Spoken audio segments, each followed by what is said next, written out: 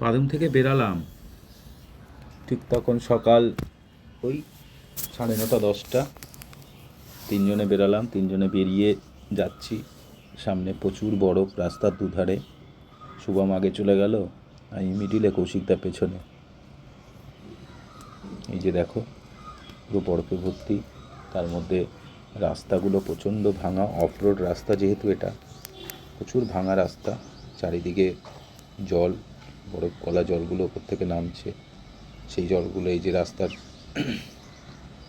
বাঁ দিক থেকে গড়িয়ে আসছে, নিচে নেমে যাচ্ছে। তার ফলে রাস্তাও প্রচুর ভেঙে গেছে, খুব বাজে অবস্থা জায়গাটা। তাও সবাই দাঁড়িয়ে গেলাম চুপচাপ। কৌশিকদা তো আগেই ভয় দাঁড়িয়ে গেছে। শুভম একটু সাহসী ছেলে, ও তাই আগে চলে গেল, যাচ্ছে ও, আমি তার পেছনে। আমিও কিছুটা গিয়ে দাঁড়িয়ে পড়লাম, যে এখানে আমিও দাঁড়িয়ে গেলাম, দাঁড়িয়ে পড়েছি। চারিদিকটা দেখো, বরফ। অ্যাকচুয়ালি বরফটা এখন একটু বেলা হয়ে গেছে বলে গলছে, আর সেই জলগুলোই রাস্তা দিয়ে নেমে পুরো রাস্তা একদম বাজে অবস্থা করে দিয়েছে। তো দেখো কী অবস্থা, তোমাদেরকে দেখাচ্ছি। ও যা, শুভম পড়ে গেছে, ওই যে দেখছো লরির পাশে পড়ে গেছে কাত হয়ে, উঠতে পারছে না। আচ্ছা আচ্ছা,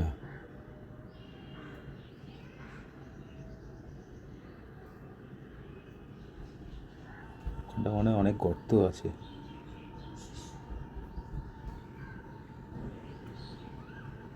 কি জল,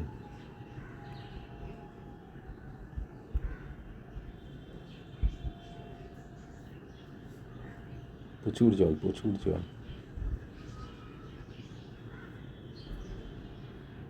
জুতো টুতো সব ভিজেই গেছে।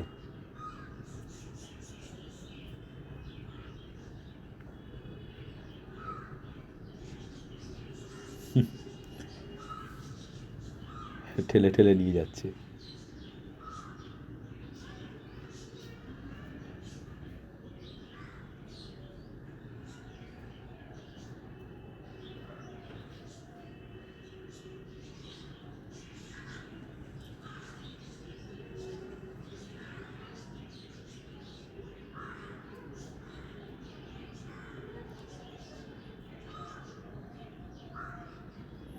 লরিটা আগে উঠুক, তারপরে যাব।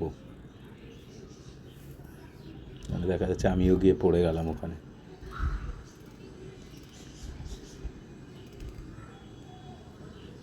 দেখি এবার যাই।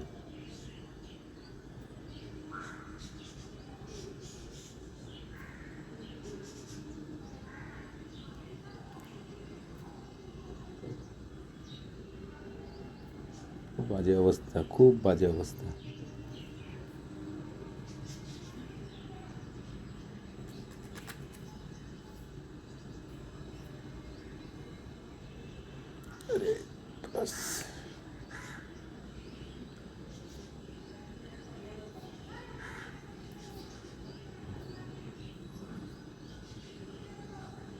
উঠলো,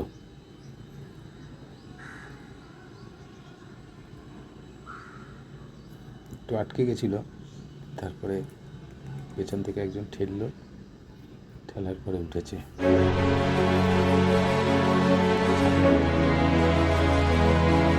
হয়ে গেছে।